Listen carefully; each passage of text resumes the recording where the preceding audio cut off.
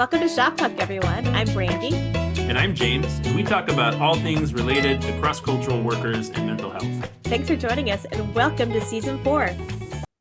Well, welcome back to Shop Talk with Brandy and James. We're excited today to welcome Jeff Simons. He's a missiologist at Cohort. He works out his passion as a trained leadership coach and cross-cultural companion to global leaders in major transition to, within, and from the field. His unique wiring plays out as a resource developer of people, tools for global workers, and literature, an imaginative innovator of forward-thinking missiological structures and mission strategy, and as a restorative artist by empowering the journey of workers forward through the redemptive and new expression in literal ways as an artist. Jeff has a BA in psychology and Christian education, an MA in intercultural studies with a focus at leadership and contextualization, and is a professionally trained coach. He served over 20 years in full-time nonprofit organizations and in cross-cultural settings in Spain, Bolivia, South Korea, and other Asian contexts over the last 10 years. And an interesting side note is I am working on his old desk right now. Hey, that's cool. Yes, it's so good to be on with you guys and to connect always with you, James, as we were just kind of on our way out from our time in Spain while you and Ellie were on your way in. The same week. And that was, one of those sad things of, that would have been cool to like live near you guys and have life on life. So good to be talking to you while you're working at my old desk. That's right. Jeff, where are you and Sara based now?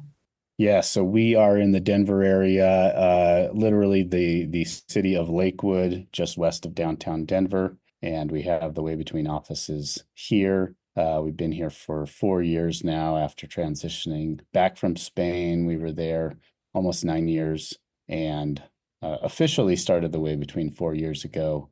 But Sara was the lead on that and actually started what has become the Way Between about 7 years ago while we were in Spain. You're going to give us a little explanation of what the Way Between is before we get into talking about sabbaticals. Yeah, great. The Way Between. So as the name, there's a triple meaning going on in there, coming alongside ministry leaders, whether that's stateside or globally, during the major life transitions. So whether that's, preparing and going to the field, whether that's doing reentry and returning, making major vocational discernment while on the field. And then the new one on the rise the last couple of years has been sabbatical. So interestingly enough, kind of as a segue there, interestingly enough, we always kind of did sabbatical coaching as a side thing. It was a secondary service. We didn't really advertise it.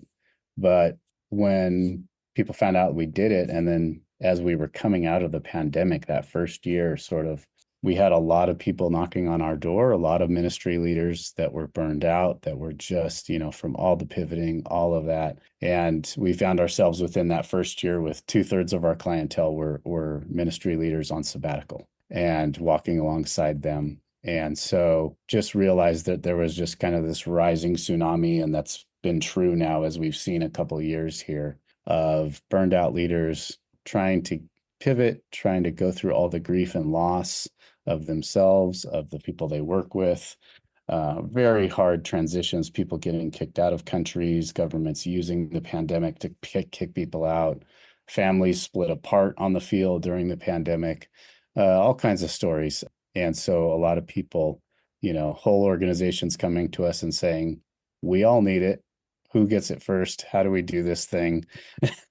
How do we actually start a rhythm of sabbatical in our organization? So that's become one of our major offerings now alongside the transition work is sabbaticals. So this fits really well with what we've been talking about in our last few podcast episodes. We've talked about depression and attachment, and we did a kind of a book review of emotionally healthy spirituality, which is a lot about rule of life and rhythms and how do we have kind of a healthy balance to navigating life as believers, but also as people who are working. And so I think this is a great conversation to have. Jeff, I wonder if you could just give us a definition of what you think of as what a sabbatical is. Great question. Rooting back, honestly, just rooting back in a very basic way to the Ten Commandments and actually taking the Sabbath and making it holy. I think of Isaiah 30 as a driving verse for me this year. It says, the Lord said, the Holy One of Israel, in returning and rest you shall be saved. In quietness and in trust shall be your strength. But you refused. And I think there's a bit of a prophetic voice in that because, there is something that is about this call that we feel to ministry, whether that be stateside, whether that be globally. It's amazing when our story meets Christ's story in that way. We all follow that to the best of our ability.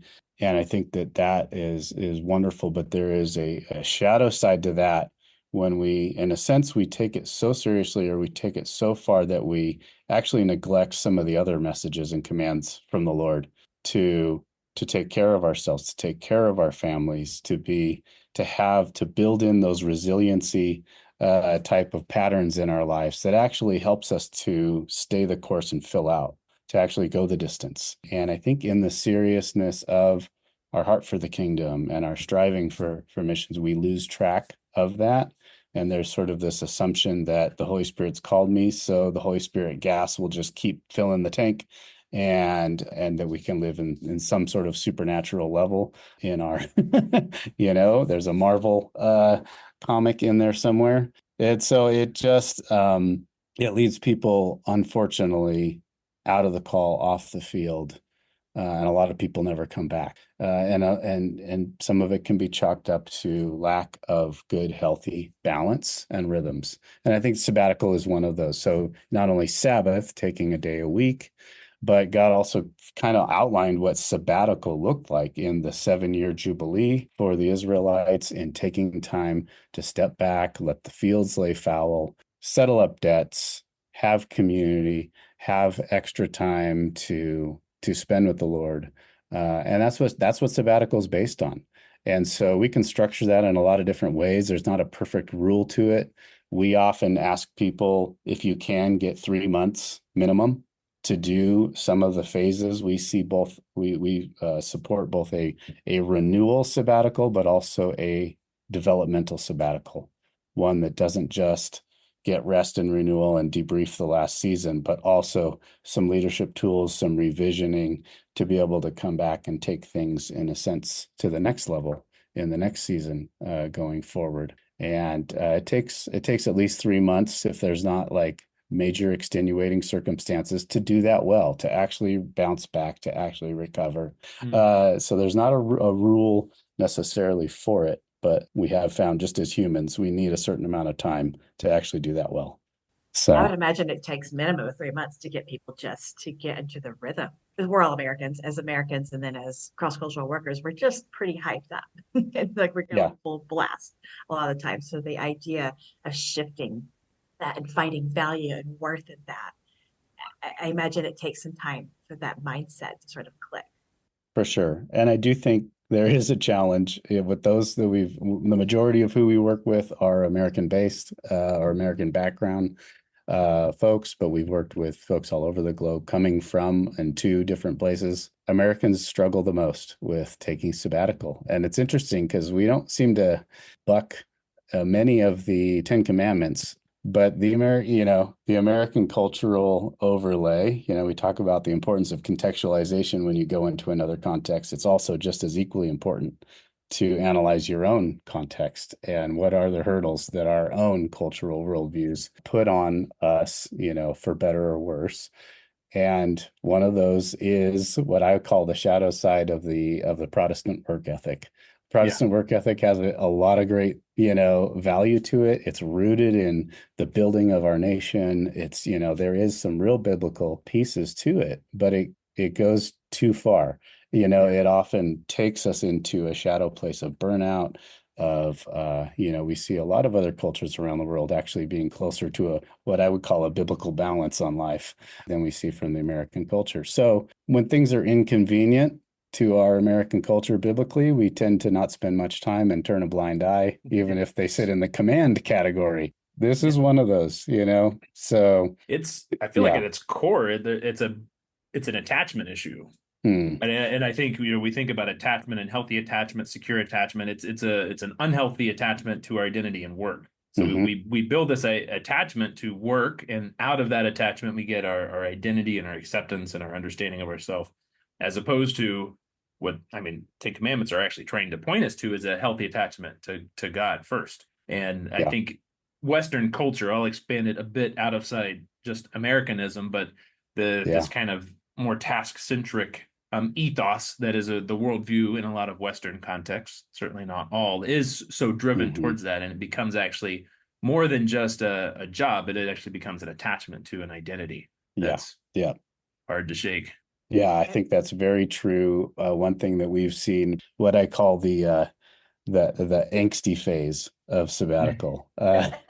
So there's sort of this, if you're able to off ramp well into sabbatical and then really dive in to the rest and renewal is the first phase that we recommend. You really can't do a lot of the other good work in sabbatical until you get that rest and renewal, that recalibrating. But we find that, somewhere in the 6 to 8 week time zone as you're in sabbatical, people they get agitated, they get finicky, they get uneasy, and there's two elements that seem to be happening in that angsty phase. One is this sort of drug addiction recovery to adrenaline. As we end up running on adrenaline is great. God designed our bodies for adrenaline when we need to get through a crisis phase, when we need to run from a bear and things like that. But when we stay in that level of stress constantly, which when you're living overseas, that there is a higher level of stress just as it is, you end up getting in an adrenaline cycle that can be addicting, but also, and very hard to get out of, and very uneasy when you do start to get out of it. But it also has long-term ramifications. So when, some of the physical signs we see with burnout, the lights on the dashboard, the trouble sleeping, the panic attacks, some of the, the irritability, the short tempers, things like that are sometimes signs that, we've been running on the adrenaline too long, and the glands that help us do all of that are burning out, So part of that angsty phase, the sort of the junior high angsty phase is sabbatical is that it's recovering from the adrenaline cycle. But the other is this whole identity crisis that you're talking about, James. It's oh my gosh, okay, I've gone 6 weeks and I'm not doing my normal job. Who am I? It really does kind of who am I without all the tasks? What does it mean to just sit and be a son or a daughter of the King, to sit in that and feel his acceptance, the contentment, the love of Christ as a starting point, not as something to earn. And then after sabbatical, acting, based on that rather than sort of this driving force where we have to earn that love. And there's an identity crisis that's a very good one that people hit in sabbatical. So I wonder if you and your wife have a checklist like angsty phase, that's where they are now. Yeah. People have their tells when they're in that Sleeping phase. 24 hours a day, that's early. That's right. Watching grass grow. This idea of just sitting in this love, it's such a wonderful and beautiful thing, but we're so resistant to it because we just feel like we've got to be doing. And I love the shift in mindset. You mentioned people going through an angsty phase, and I wonder how long it takes people for that to start clicking with them. This is actually good where you are. Yeah.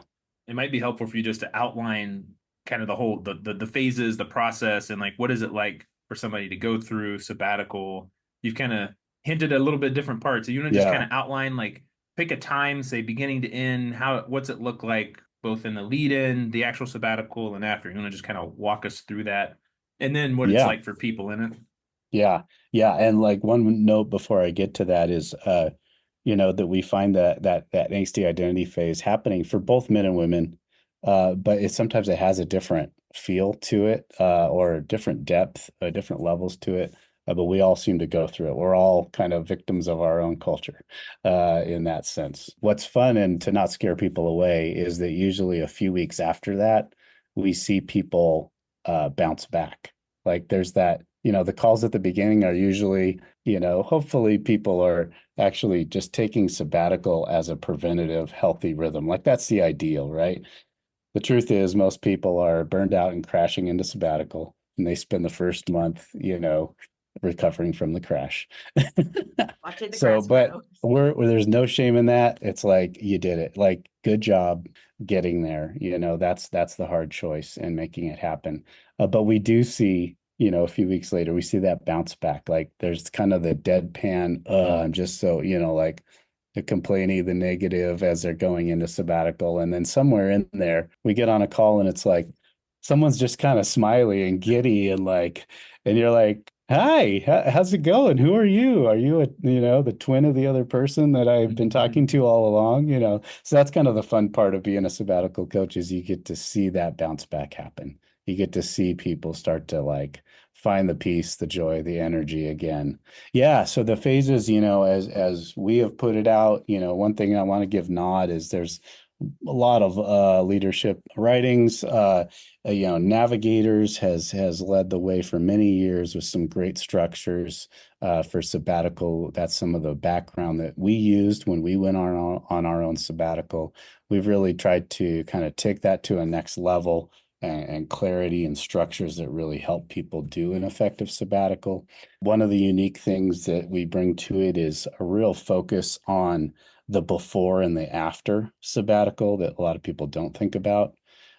So we actually start the first two phases of our sabbatical structure are actually before sabbatical date even starts.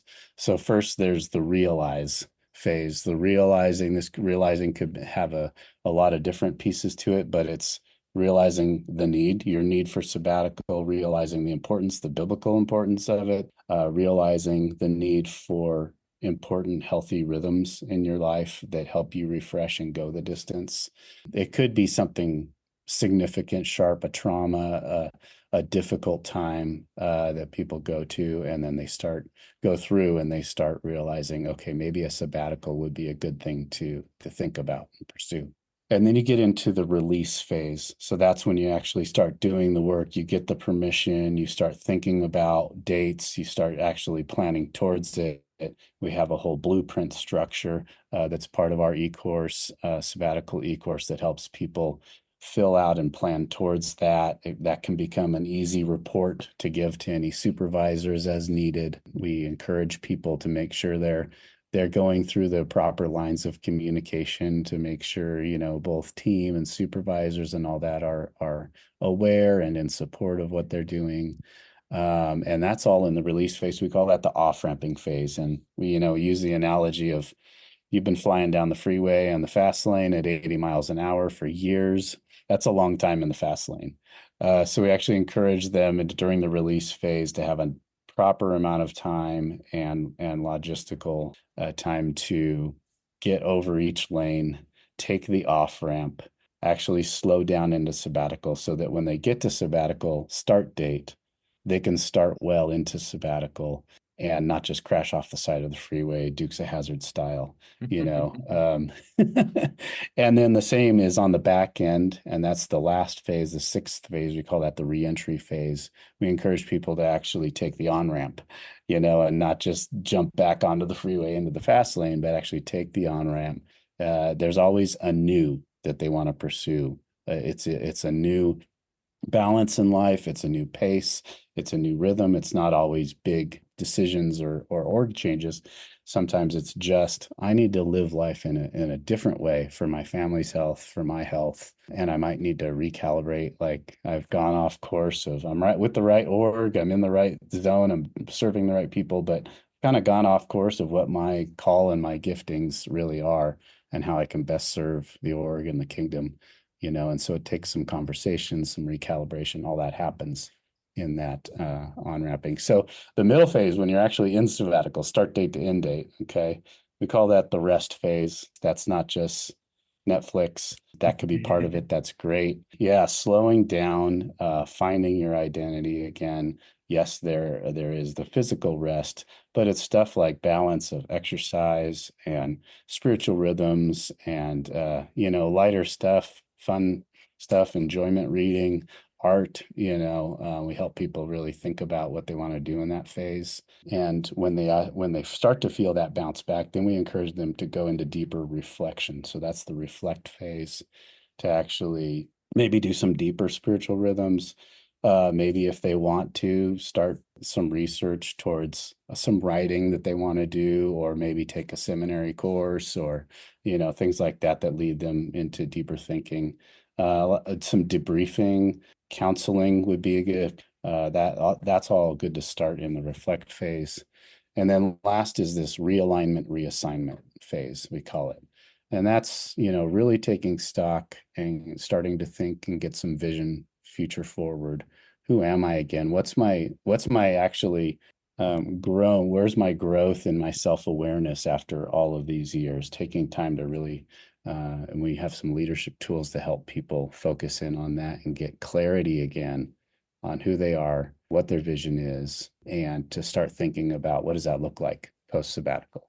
And how do I do that well? Are there some conversations that need to happen, or things that need to shift for me to go back and be in the right place on the bus? So, yeah, but I'll just say the phases again: realize, release, and then you go into sabbatical, rest, reflection, realignment, reassignment, and then the reentry is the on-ramping afterwards.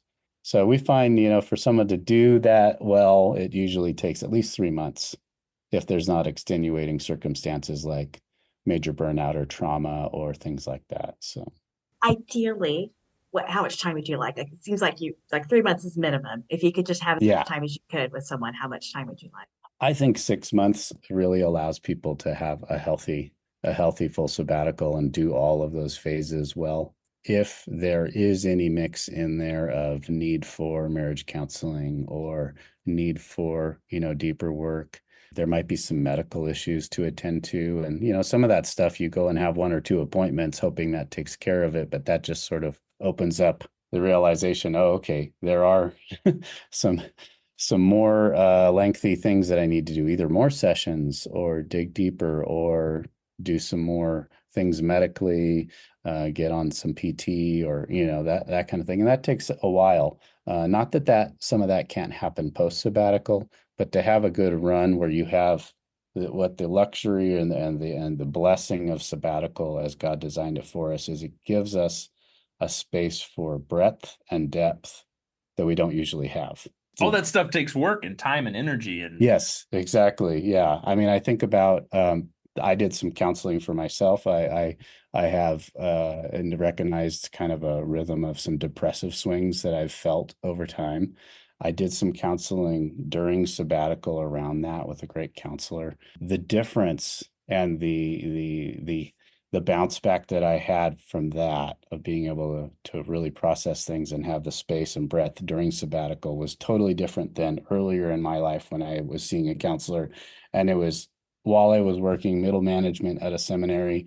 I would go at lunch break, have my session, and then try to come back and eat my lunch at my desk and try to be, on a Thursday afternoon, be productive. And it's exhausting. It's good work. It's necessary work, but it's exhausting. And trying to do that during the normal work schedule and time is really much less effective, much less efficient. And so having that breadth and space in this unique season of sabbatical really helps you dive deep on some of that stuff and really grow personally. I would say frequently I'm doing counseling for people in the midst of their sabbatical. And I like doing it in tandem with whoever their sabbatical coach is, so that we have some connection about what we're doing, how we're focusing, what we're noticing. But helping somebody, it's just such a unique opportunity to sometimes dig into that deeper stuff that's been around a really long time, that has been, adaptive in some way or maladaptive into making life happen, whether it's attachment stuff or, like you said, kind of something that's been just eating away a little bit for a long time, to have that breadth and space to do really hard work. Yeah. to dig into some of those deep underlying things that are just impacting how we interact with the world, that once we kind of get through them, all of a sudden there's like that reentry phase is just so much more capacity, because all of a sudden that Yeah. stuff that's been taking up capacity that you didn't realize that it takes 15% of your capacity all of the time when Yes. Yeah. you're a people pleaser, for example, or you have a Hmm. lot of unmet expectations. To navigate that, all of a sudden, in addition to the other stuff that's happening on sabbatical, you've just enlarging your capacity, which is Hmm. an amazing thing. Yes. Yes. Just from a larger view, Sarah and I, but we really have a developmental bent. As we say, we care, but just not that much. No, just kidding. We do care deeply, and we do pastoral counseling in what we do. But a lot of what we do is with a forward focus, And from a kingdom perspective, from a missiology perspective, what we see when people have gone through sabbatical is that they come back on the other side in a much better fit for the kingdom. And they have gone deeper. They're much more mature. They've got new energy and new vision for the next season, until their next sabbatical or until retirement or whatever that looks like. They are a huge asset to the organization. We see, and have heard from many upper level, and we've been working with upper level leaders, but within organizations that have just been so grateful for the time that so and so had on sabbatical, because they just came back with a whole new focus. Team morale rises.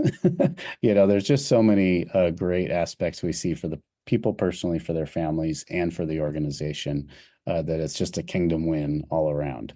When you're meeting with people on sabbatical, how often do you meet with them? Generally, usually just once a month, and in some cases more often, depending on their needs.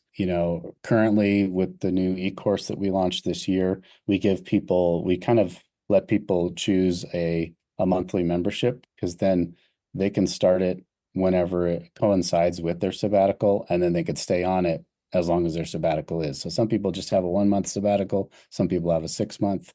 And then what we do is we offer two different levels of kind of monthly membership. So the first one comes with all access to all the eCourse material, and there we have seen that just having coaching input into your life is just really helpful. And so with that, it's a free group monthly coaching session where they can come and talk about their stuck places, or talk about, where they're at in sabbatical, ask questions, get feedback from everyone else. So that's a monthly thing. The other membership, it also includes an individual call to one of us at the way between. And so we have found that about once a month is good. You don't want to load their schedule during sabbatical, right? Because they're trying to rest. But also you want that touch point where, we often say, all right, so just focus this next month on this phase and what you're trying to do in this phase, or trying to be, less do, more be, right? In this phase, we'll hold the blueprint for you. And then when we have our call in a month, we'll check back in on how you're feeling. Where are you at? Are you in the angsty phase, or are you bouncing back and you want to go to reflect now? And it's not a clean math. If you have a 3 month sabbatical, it's not that you do 1 month of rest and 1 month of reflection and there's a discernment of when you're ready to go to the next phase. And so sometimes we meet more than once a month if there's, particular needs or some pastoral counseling, or they're at a stuck place. But usually just once a month, touch in to help you stay on course is about all you need. I want to toss out some of the common phrases I hear related to sabbatical and just have you talk through them in any order you want. One, and I've got like three. So one of them is, I don't need anybody to help me. I'm just going to take some time off work. And another one is, I really need a sabbatical so that I can finish this project. Another one is, I'm not burned out, so I don't really need a sabbatical. Mm-hmm. Those are common themes. So feel free to jump in at Yeah. those. Yes, yeah, all kinds of emotions come up when I hear this, right? Let's see which one to so the project one, we do get that often. Right. like, and there is precedence, actually. What's funny is, for those out in the world and in the history of our, at least in the West, sabbatical has not been done well by the church or the ministry leaders, even though it comes out of our Judeo-Christian roots, right? We see it in other fields as well. And right now, like the ones leading the way in sabbatical are Google, a lot of the big companies. They're leading the way because they're actually they're using the term sabbatical, even if they don't even know what it means or whatever. They're using that term because they're seeing the resiliency, they're seeing retention, they're seeing production rates go up, they're seeing it as a helpful bottom line employee benefit, as part of the package that draws people to work for them.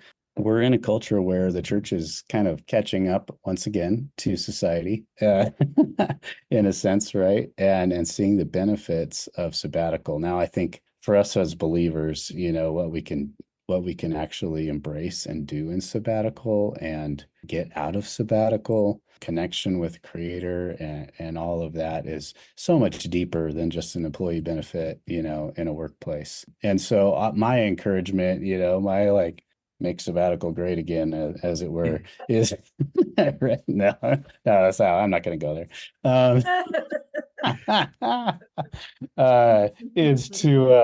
Is to see people actually do it intentionally, preventatively, have it be like one of those new spiritual disciplines that everyone's like, why haven't we been doing this for years? I think of great spiritual disciplines, Lectio Divina, other things like that we've unearthed or brought back from the past and realized, oh, there's so much depth and richness to that. And I would love to see sabbatical be taken more preventatively before burnout. But however you're coming to it, I would encourage you to just consider it. In our organization, because we are essentially seeing sabbatical as a part of our expectation that somebody takes, we as an organization are allowing, encouraging, and providing somebody to take a sabbatical. We actually have a requirement that they be coached. Yeah. So that's like built in. But like, why be coached? Why not just go take 3 months off and do your own thing? There are several different, I would say, professional resources that can be helpful to people during sabbatical. We encourage sabbatical coaching because I think just the posture of a coach and what people are trying to do with sabbatical as a main line, that can be a real lifeline to help you, focus, to work through the sabbatical well, to get out of it what you're hoping, to have the flexibility to rehash the plan as you go. Now, that is not to discourage other folks of really tapping into that. People seeking out spiritual direction during sabbatical can be a real powerful piece. People actually seeking out, which has been great. Like just to use an example, this he's a regional director for a large mission org over many regions, and finally he's taking his first sabbatical. He just finished it this last year. It's been 25 years. In an attempt to have more connection time with his daughter, he realized, you know what? I've always loved to do archery. I have some time. I wonder what it's like to do archery. And his daughter pipes up, his college-age daughter. I've always had that desire too. They didn't know that of each other. And so they went and took some archery classes together. Like they went and sought out, a professional in archery. They did some archery together, and like it was a great bonding space for them, So there's all kinds of professionals you can seek out. I think a coach just helps you stay on track. If it's not a way between coach, that's fine. If you've got somebody who's a trusted, who can kind of be that voice in your org, among your trusted connections. Great, but have somebody tracking alongside you, holding the big picture so that you can just focus in each phase what needs to happen. So that's what we found in the process. So agree. Yeah. Is there a balance in coaching someone in sabbatical about, how much direction you provide and how much, because I imagine some people who are in sabbatical want to have to-do lists and to check off, like, I'm doing my sabbatical. Great. I'm doing this, and this. Right. So is there a balance between, how much you lead that?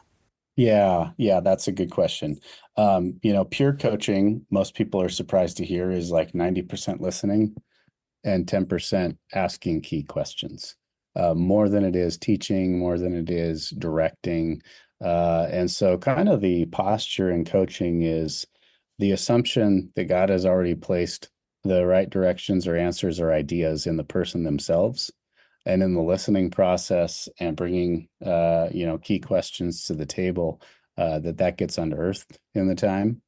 So we kind of do take that posture. We can give them structure. We can give them some, advice or tips and things like that. So there's a little bit of, that comes into it. But in the end, their goals, what they want to get out of it, how that happens really is mainly coming from their own heart, their own, awareness. And that awareness grows during sabbatical. So sometimes those goals can change, and so we take some time to see that. So there's not a lot of necessarily directing that we do, like you have to get this done, this done, this done. We do recommend that certain things be done before others. You can't really go into revisioning and really get a healthy grasp on your future direction unless you've gotten the rest and renewal first, and that rest kind of spans the entirety of sabbatical. So Do you find some people wanting to rush through the process, like they've had a week of rest, like I'm doing great now, let's move forward, and you have to find out this is a process and we're slowing down on purpose. definitely. Yes. And especially when you hit that angsty phase, it's uncomfortable. So you just want to get out of it and maybe it's just best to go back to normal life, right? And some of that rush and that slowing down and getting used to that is, I would say, sometimes that ceiling or that hurdle that folks need to push through and actually find that deeper space with themselves, their self-awareness with God and that kind of thing. So, encouraging and helping them figure out how do we sit with the uncomfortableness? How do we sit with the gray? How do we sit with the big questions that you might have gone into sabbatical and withhold making major decisions or things until later after you're in a healthier place to do that is the challenge. I think that we just need somebody to help us with that, or we would have already done it, right? There's a part of this that even for the people that hit sabbatical fairly healthy, that we kind of just need somebody else giving us a little bit of a mirror back of where we are and what we hope. Like it's the blind spot in the Johari window and the part of ourselves we can't quite see that. Yeah. Like I highly recommend it. It's why our organizational unit kind of requires sabbatical coaches, because actually we want there to be, I guess, growth. We want there to be like an experience of sabbatical that is like life-giving for that person. And sometimes it's just hard to do that on our own, or we would have already done it, right? Because there's a lot of times when I talk about resiliency and burnout, I don't say anything new. It's about connecting with God, ourselves, and others. But there's a gap still. So I think what you guys do is really important. I know Ellie and I refer to the way between all the time. We have people looking for especially sabbatical coaching because you guys do that well. Thank you. Yeah. We just need it. A couple of questions. How would you present this to churches or sending organizations as a benefit for cross-cultural workers? Because I know some cross-cultural workers are hesitant because they're afraid of their supporters won't understand. They're taking sabbatical, something like that. So how would you go about presenting that? Yeah, that's a good question. We've really been putting some thought into that because we've had not just individuals, but churches, organizations coming to us and saying, help us to create. We're sold. We realize we need this. We're seeing this strategically, missionally as a way to be resilient as an organization and to grow. How do we do it? How do we create that pattern? Who takes it first? All of that. And we have outlined some best practices towards that. There is a culture change, right, that has to happen within the organization. We had a great opportunity with Geoff Whiteman to put a couple chapters at the end of this last member care book, The Essentials of People Care, where we outline sort of that culture change. And first it's the getting out of the old school thinking that burnout and overwork is a badge of honor. Like that's just something that's got to die. That's where the shadow side of the Protestant work ethic usurps our biblical obedience. The shadow side of the Protestant work ethic. I love That's got to die, and we actually need to pioneer and make the new badge of honor those who are on healthy rhythms and actually, setting themselves up for success and resiliency in what they've been called to. Secondly, there needs to be, some testing of it, figuring out what does sabbatical look like for our organization? What, a lot of organizations, and I get it, they're starting with more of the upper management, and taking sabbaticals there. That makes sense. I get it.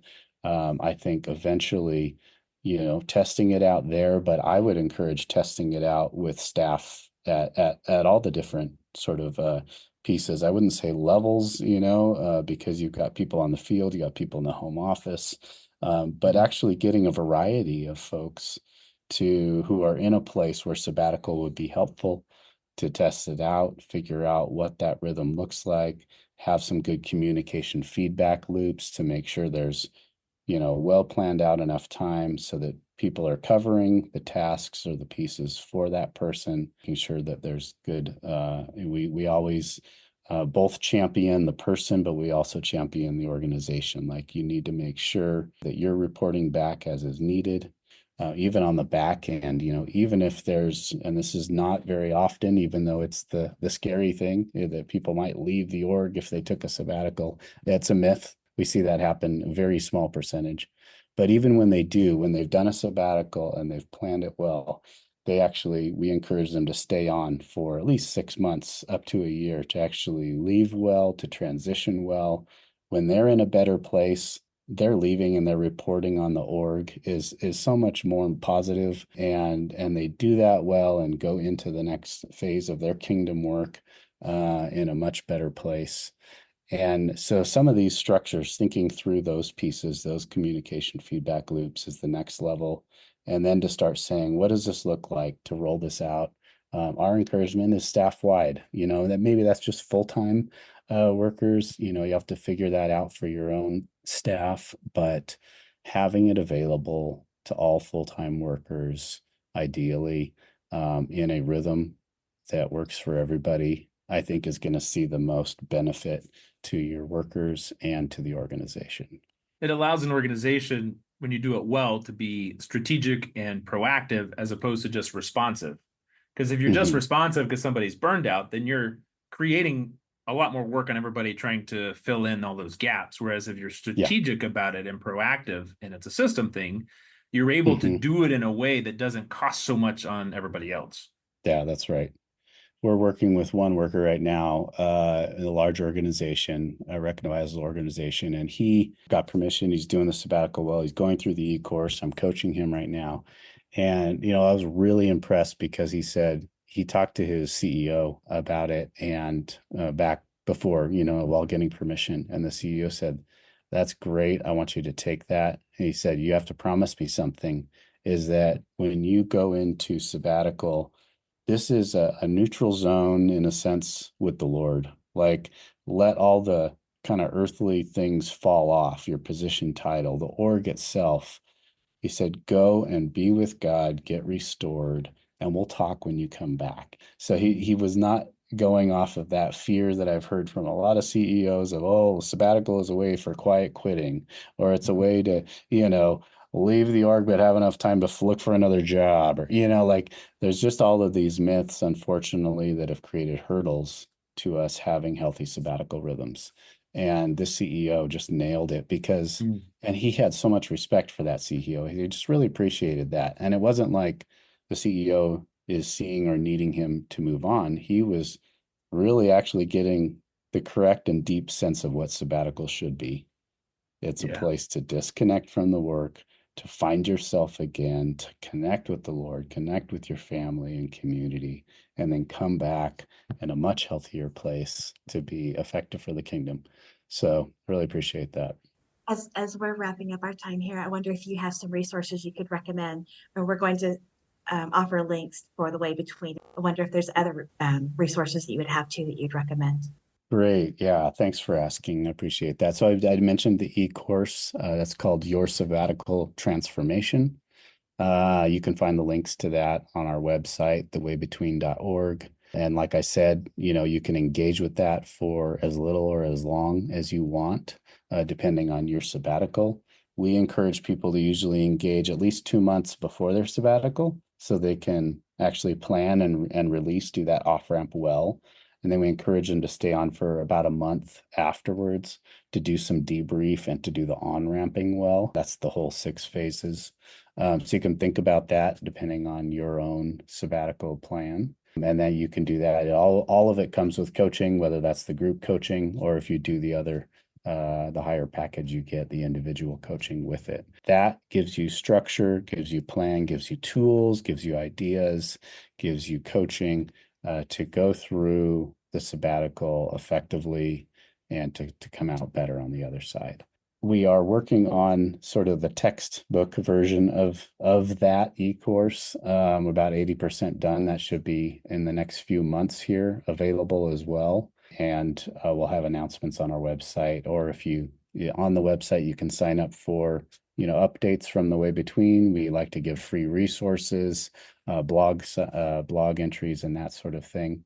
If you go on the website under the blog and you just type the word sabbatical, you'll find at least 10, 12 great articles on different aspects of sabbatical that might be helpful to you. And lastly, encourage you to check out Geoff Whiteman and Heather Pubols' book, the latest member care book on essentials for people care.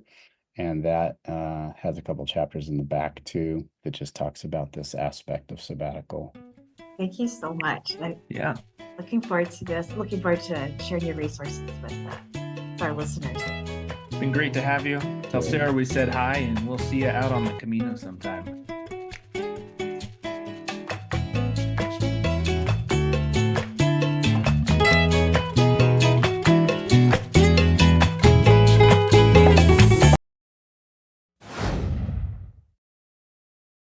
Yeah, good. We're famous in our own mind. Yeah.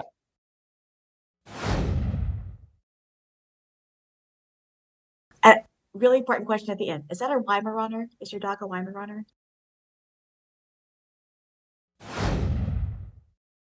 Because James, I've been talking about you guys. I was like, the way between is so familiar. Why is this so familiar? Because we're doing the Camino through you guys. You mean Jeff? You're talking about Jeff? Not Jeff, Tim. sorry. Tim is the guy you're doing the Camino with.